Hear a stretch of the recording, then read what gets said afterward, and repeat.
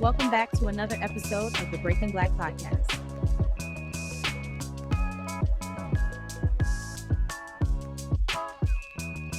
Welcome back to Breaking Black Podcast. You are here with your host, Tina G, and my lovely co-host, Janine Hartmann. Today, we have an extra special guest. Today, Breaking Black Podcast welcomes Rahming.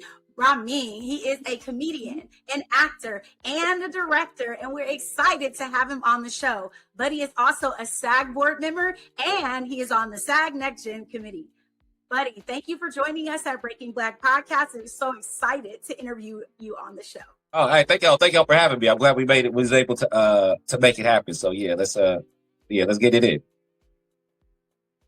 Now that you recently were nominated at the Sacktown Film Festival, you were there for your music video, Hoodie, and for your short film, which you directed, called Almost 30. Tell us about the experience at the Sacktown Film Festival.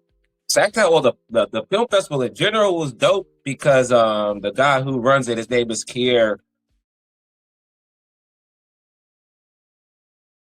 He's a real solid dude, real solid brother out here in Sacramento.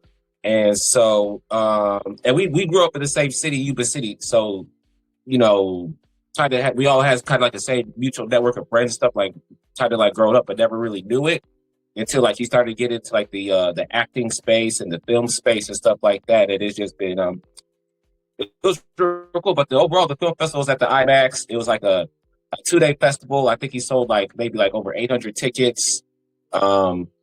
And then just overall, like my film was good. Hey, my film was real good. Yeah, people was liking our films. Yeah, they was liking our shit.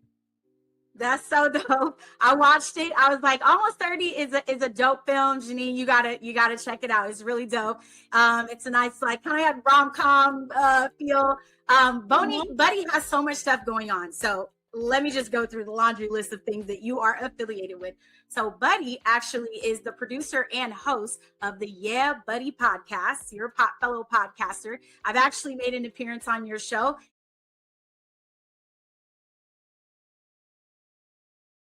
And now you're coming on to Breaking Black Podcast. So we're super duper excited to interview you here. As stated before, you are also a SAG-AFTRA board member and are also on the SAG Next Gen committee. You've worked as a stand-in on so many notable films, some of them including Blind Spotting, All Day and the Night, and The Last Black Man in San Francisco.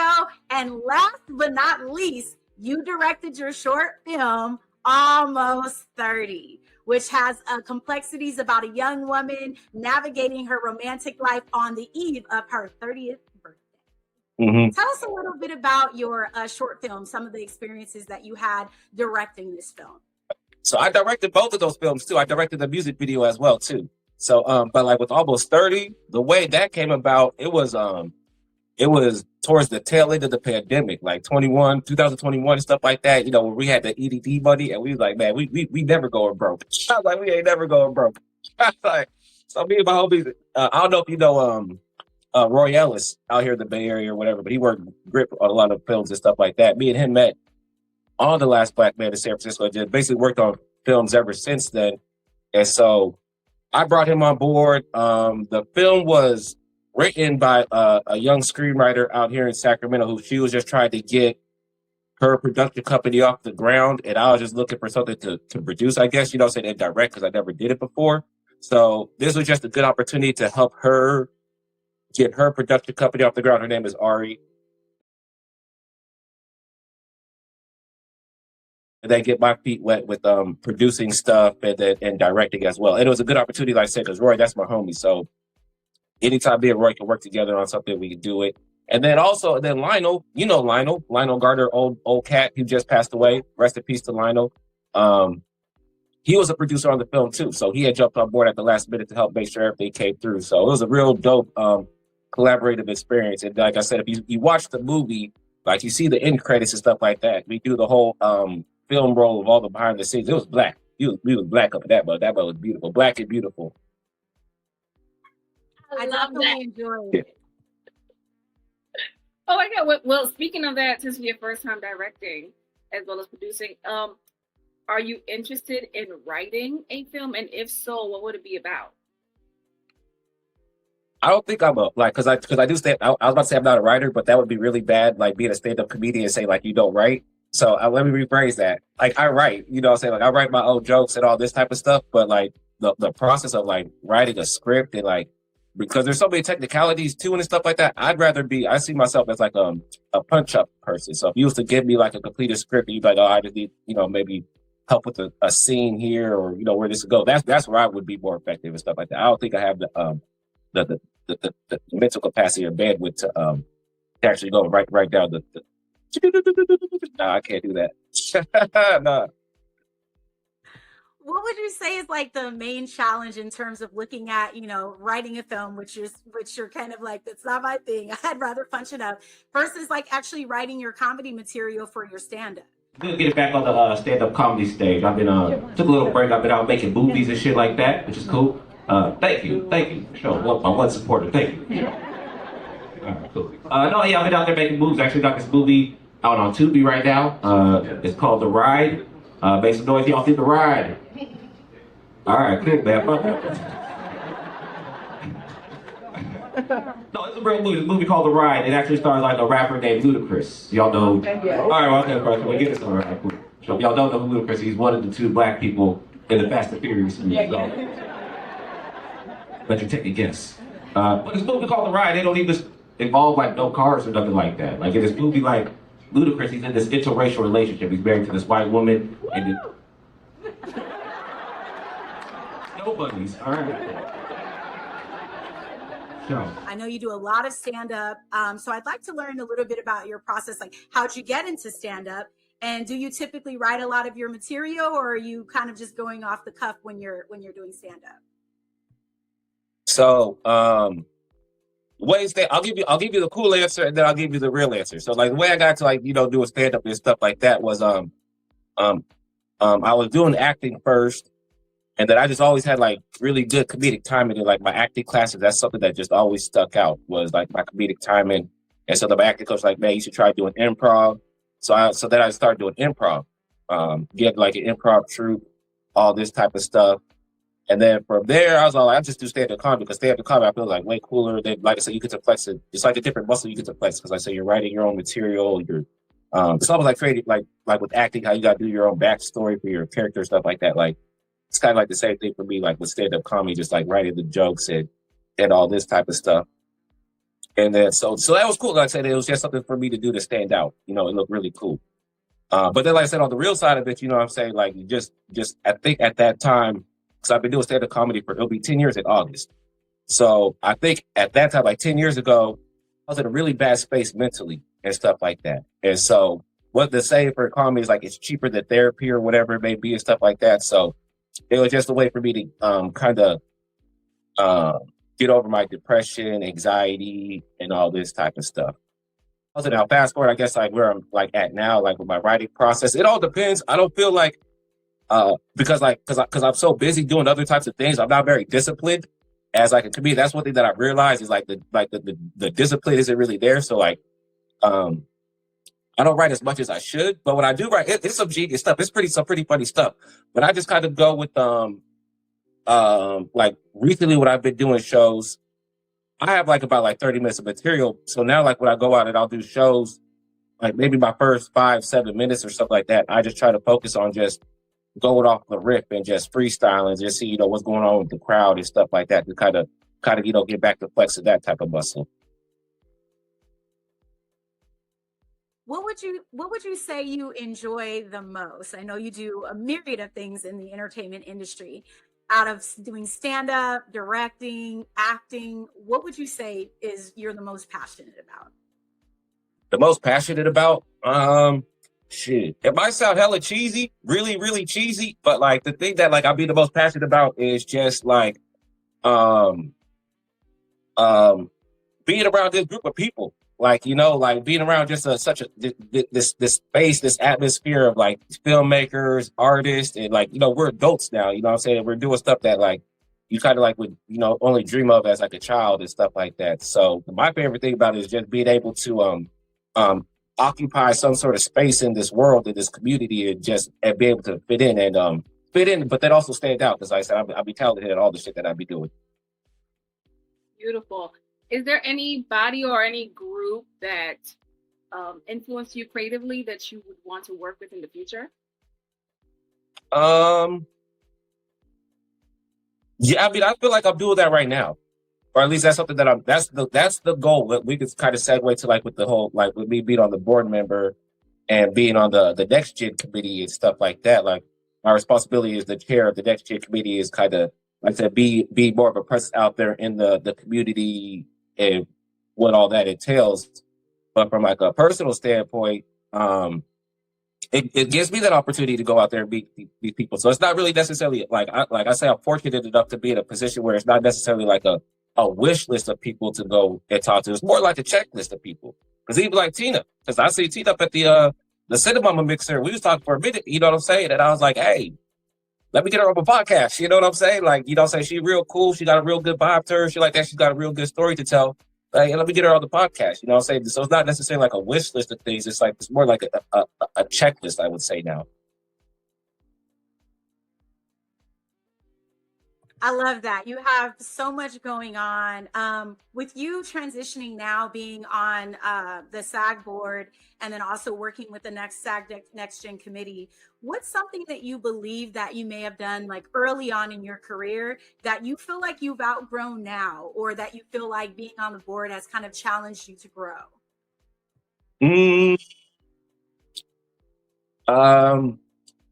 Sheesh. I would say, oh man, that's gonna sound bad, but it's kind of like you can kind of recognize like everybody like wants to do this and stuff like that, but like after a while, like years, and you understand who takes it serious and like kind of like who's really like putting in the work to go, you know, to kind of like, you know, take their career further, as opposed to people who just kind of like mooching off of other people and, you know, not putting in the work and all that type of stuff.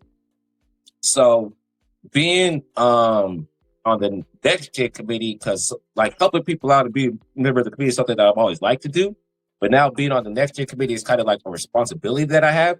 So I can kind of like cut out that bullshit. You know what I'm saying? And like not work, like, you know what I'm saying, like just from a professional standpoint, just be all like I wish you the best of luck, bro. But you're too unprofessional, you may be too unstable right now. You got way too much going on right now for me to even, you know, try to help you get to where it is you're trying to go right now, because it's just too much. It's just too much. So I think just with being like on the next gen, that kind of is kind of gives me that little leeway. And do you have any projects coming up, buddy? Do I as far as like with the next gen committee, we have our next meeting coming up. So I'm pretty sure we're gonna have like some more mixers planned up coming up in the future for sure. Whole lot more events coming up with the next gen committee. Me and Mike Rose, he's a DJ. He's a DJ who I did the hoodie music video for. We're talking about oh man, I don't want to say too much because like it was just something that he had popped into my head last night or whatever. But we're trying like when I say it's like super early, like pre-production stage, like it was literally just a conversation or whatever. But y'all like horror? Y'all into horror? Okay, for sure. Love it. All right, cool, for sure. Yes. So what happened is we found out, because like I said, we're both from the Yuba City, Marysville area. And what we had just found out is that one of the like most prolific serial killers in America was like from our hometown or whatever. So we like do like kind of like research about that. Like it's crazy because we was just talking about people like they're like, oh well, yeah, one of my relatives was killed by this dude or da. So kind of like I say, early pre-production stages of like trying to figure out how we can work that. Cause I was like, yeah, man, that's that'd be something cool. And then I'm going to school right now. I'm taking online classes right now to get my my marketing and advertising certificate and stuff like that. So like when these productions and stuff like that start coming back around, not even like my own productions, but other film productions and stuff like that, they need help like marketing, advertising their films to, you know, help get the word out about it. I'm taking classes for that right now to learn that process. Now, it's my understanding that you were nominated for both your music video that you directed, Hoodie, and also for directing Almost 30. And you actually took home some awards from the Sacktown Yeah, Film Festival. yeah, So can you talk to us a little bit about what it felt like to be nominated and how you felt receiving the awards for your direction? yeah. So with Almost 30, because with Almost 30, this was the last. It was originally the Sacktown Film Festival was supposed to be the very first showing of our festival run, but I missed the cut by like 2 or 3 days, so it ended up being like the last show of the film festival. So by this time, I was kind of like, I wasn't really tripping off the awards because we already won like a couple awards. We won like best romantic comedy at like an Atlanta Film Festival. We won a couple like first time director awards, best actress awards. We had our premiere. We had a premiere down at the Chinese Theater last May. So by the time all this stuff, I was actually more relieved just to kind of get it over with. I was more excited for Hoodie because that was my first time. That was like our first screening for it. First time seeing it on the big screen. And what was funny with Hoodie is the version that you saw that I showed you on my website or whatever. That was like the very like more toned down version of it or whatever. And like what happened is like because there was like conflict like with one of the feature artists or whatever. Like because you could see in the video like you could tell the quality was off in one of the scenes or whatever. And so what happened was we was just having trouble lining up the feature artists to actually do the music video. So when we submitted it for the film festivals, one of my girls, he's like, man, I'll just add more stuff into it and stuff like that, just to kind of get rid of the featured artist that it's just gonna be me and the music video played out. But like the music video, Janine, it mostly takes place at a strip club or whatever. And so when you see like I call the version that we put to the film festival, I call that like the BET uncut version of it. And so we just over here like on the IMAX, and it's just nothing but just ass shaking and a whole bunch of stuff like for a good like 7 minutes. And I was like, this is a lot. I was like, it's a Sunday afternoon at 12:30. What are we doing right now? Just ass shaking, just da da da da da da. I was like, this is ridiculous, man. But that was cool. So with that one, we won best rap song, and then like with Almost 30, we won best writing, and then I won best directing. Yeah. And and then as far as like with winning goes, we was so cocky, me and Mike Rose, we was texting each other like brooms, like like sweeping and stuff like that. Like, no, we about to sweep the music video category. We about to sweep this and stuff like that. And then and this is funny because this goes back to Invictus and the guy that you got doing the camera for it and stuff like that. So we thought we was about to win the awards. But the dude that ended up winning, like all the awards for the music video was that dude. And we was looking around like, what the fuck? Like, come on, man. And not only that, because we're like, here's like our best friend from like, well, his best friend, but like we all had that same close network of friends. So we thought that Kier was going to just throw it in the bag for us. But that's cool about Kier because he's an honorable, respectable person. He's like, y'all didn't really deserve to win all the awards, But that was funny. We was like, yo, we gotta walk. We gotta leave. We gotta leave right now. We thought we was about to win. I was like, man, you know what? I got some weed in my car right now, man. We go get over this. It's all right. But it was funny. It was funny. So that was one of the funniest stories he told me about when I talked to him about his experience at the Sacktown Film Festival. So he's talking about Joey Catches, and Joey Catches is actually coming aboard as my director of photography on Inventus. So he's going to be working on my project coming forward, and he's actually worked on one of our colleagues' films as well, Brandon Larson, who we also had on the show. And so when they went to the Sacktown Film Festival, Buddy basically said that Joey took home so many in the categories that they were competing in. So I just thought that was hilarious. Yeah. That means I gotta be his boss on his next film just to get my ego back, just to get my pride back. I like that. Oh, Buddy. No, wait, Buddy. So wait. Buddy, how does success look for you now? How does success look at you now versus when you first started out? Like, what is it like? Like, what do I perceive it as? Yeah. When you first. Success now, I think it's just. Honestly, I don't know. That's a good ass question. I don't know. I'm asking my therapist that. I don't know. I think like it's because like I said, because I look back on stuff and I'll be like, Because like I said, I've been doing this since like 2011, 2012. So I feel like it's just be like just still doing it to some capacity is successful. Especially when you see how many people kind of like fall off, give up, life just gets in the way of things sometimes, So I look at myself as a success right now. It's just about, waiting for everybody else to catch up, I guess. Until then, I just keep doing me.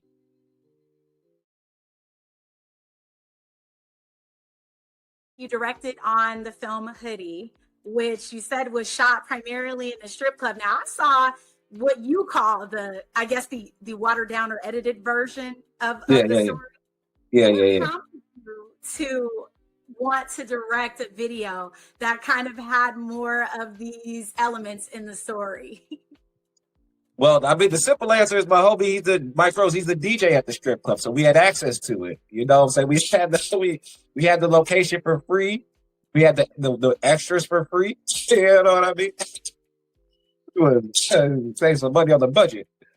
But no, the way that music video came about just in general was almost 30 took forever to come out. Like I said, that movie, because we filmed at the end of the pandemic, but because of a whole bunch of like post-production issues and all that stuff, it really didn't get completed until like 2024.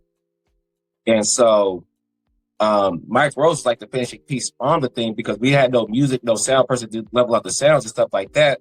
And he was like, yo, I'll just do it for you just for, he's a homie and shit like that. So he ended up doing like the music. I let him put his, you put your own music, put your own songs in the short film, whatever you need to do, to take it to a 10. That he did that.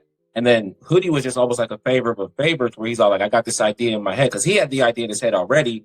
But he's like, I don't know how to really get it out or whatever. So he's all like, if you make this music video for me, I'll finish the song, the music for your short film. So we did it like that. We just, I don't think originally it was a strip club. He just said he just wanted a heist. He's like, we just got to rob somebody. And I think it was going to be like my bad. Janine looking at me like, what the hell going on? My bad. I'll tell you the back. I'll tell you the whole play of the story after. But like, so what happened was so he was just all like, he's like, I just want to do like a heist movie. I want the music video to kind of play out like a movie. And since you're an actor, you know how movies work. Like, because you can see the structure. There's like a first, second, third act structure throughout the whole music video. So like, even though we're in a strip club, like there's a purpose behind it.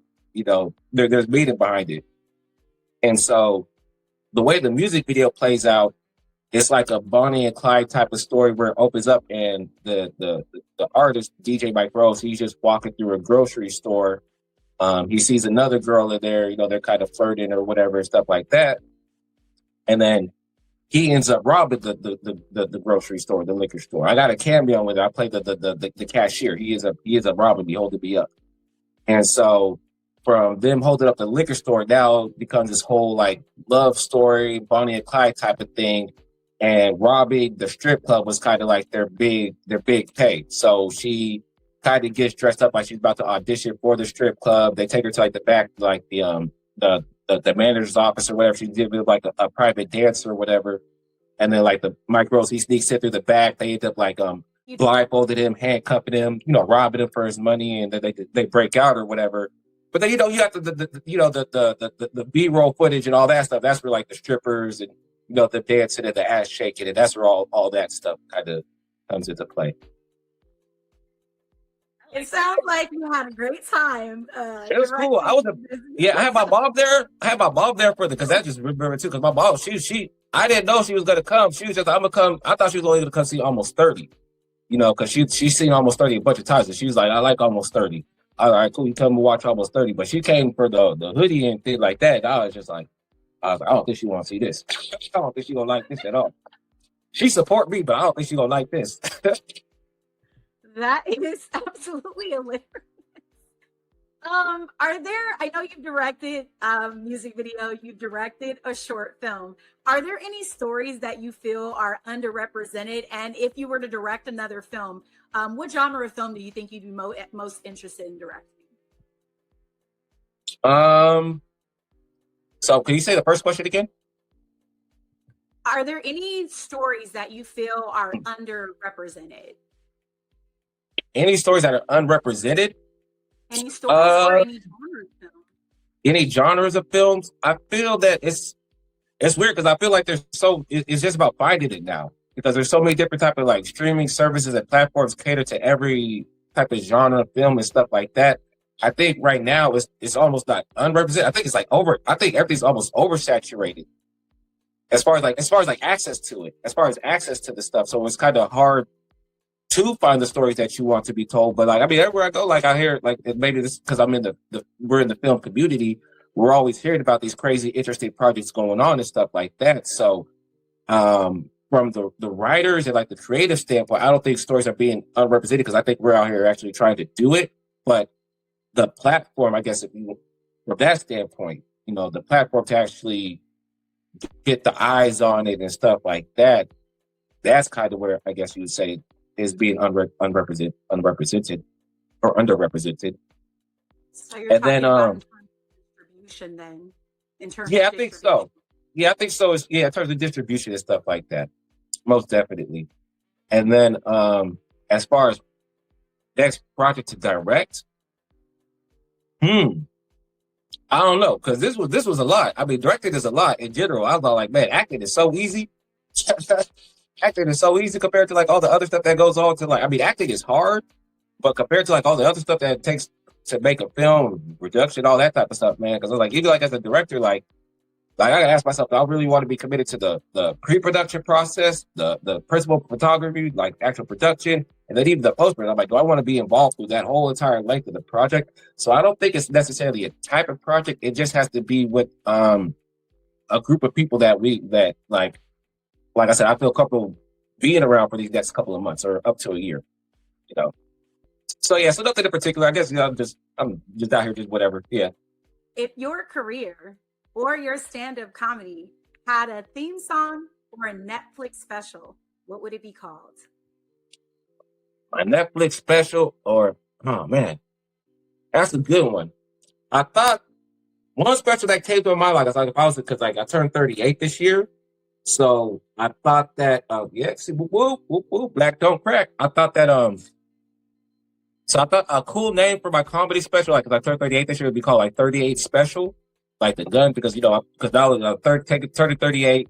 This is my special, but then also because like it's a gun, I'm taking shots at people. So that's what stand-up comedy is. So there's a lot of a whole lot of double and triple entendres up in there. But then I gotta go through my comedies. I gotta go through some of my bits, because I know every comedian has like some joke where like in their mind it would play out as like a sitcom or something like that. So I gotta go. Maybe like I'd have like a joke about like I said because the stand didn't work or something like that. Maybe I'd be like an actor that had to move back into his parents' house, or hand modeling. I think something like that, like the Adventures of a Hand Model. I think that'd be a really funny idea. Like just the ugly, ugly is a bad word or something, but one of the more unattractive people that doesn't fit like the modeling world or whatever, but he has just the most beautiful set of hands ever. What I'm saying? They're like, what is he doing here? What I'm saying? He's like, nah, man, this is my VIP right here. This is getting me wherever I need to go. Like nobody recognizes his face, but the second like he pulls out like his debit card, like, oh my God, it's you.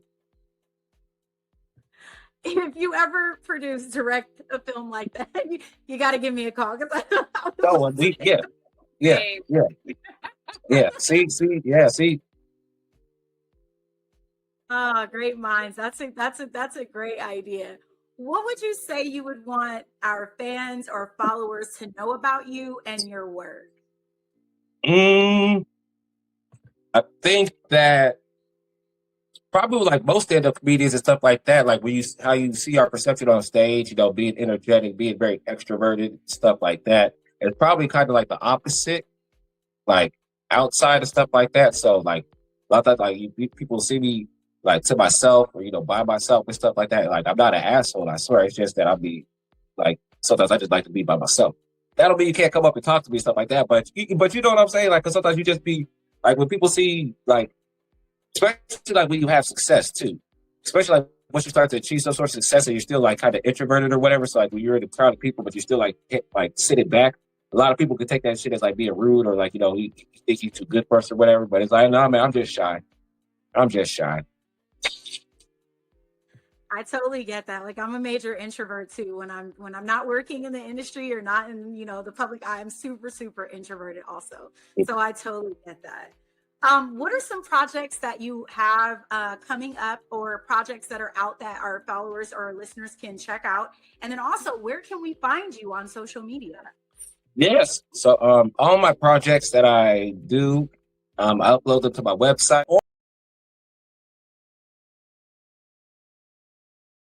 It is www.yeahbuddyent.com.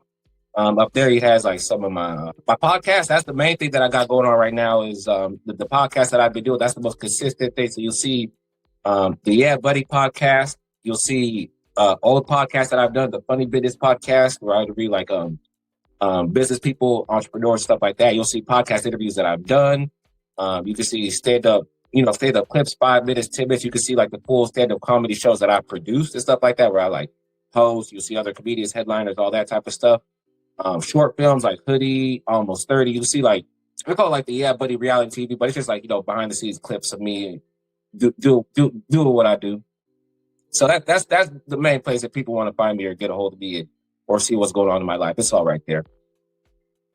Well, Buddy is one of the dopest guests that we are definitely going to have on the show. And he is an awesome person. Just one of the kindest, nicest people that I know. And I'm super excited that we had the opportunity to have you join us on the show. Definitely make sure that you go out and support all of his projects, his film and his video. Make sure you follow him on social media. Head over to yeahbuddyentertainment.com to check out his short film and also his music video. And then make sure you follow him on social media and also give a follow on the podcast at Yeah Buddy Podcast. Thank you so much for joining us at Breaking Black Podcast. It's been a pleasure having you on the show. Everybody stay tuned for this season. As we stated before, we're in our interview season, so we have some super duper exciting guests lined up for next season. Thank you very much for coming on the show, Buddy. We've had a pleasure interviewing on the show. For everybody watching, stay tuned. You can find us on YouTube, Spotify, Apple Podcasts, Amazon Music, iHeartRadio, and Patreon. Stay tuned to Breaking Black Podcast. We have a whole bunch of exciting guests coming up on our interview season of the show, so stay tuned.